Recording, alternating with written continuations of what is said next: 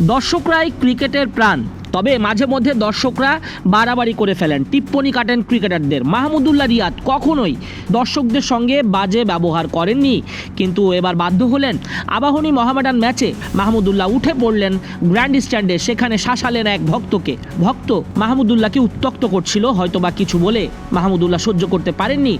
সাম্প্রতিক সময়ে সবার সমালোচনায় আন্তর্জাতিক ক্রিকেটটাই ছেড়ে দিয়েছেন রিয়াদ। ক্ষোভের একটা জায়গা তো আছেই। কি এমন বলেছিলেন দর্শক? মাহমুদুল্লাহ খেপে গিয়ে গ্র্যান্ড স্ট্যান্ডে উঠে গেলেন। ভাই মুশফিকুর রহিমের সাথেও এমন একটা ঘটনা ঘটেছিল 2019 সালে। ঠিক একই জায়গায় মুশফিকুর রহিম তেড়ে গিয়েছিলেন এক দর্শকের দিকে। সেই দর্শক টিপ্পনি কাটেছিলেন মুশফিককে। আবাহনীর কাছে মোহামেডান হেরে গেছে, ঢাকা প্রিমিয়ার লিগে শিরোপা উঁচিয়ে ধরেছে আবাহনী।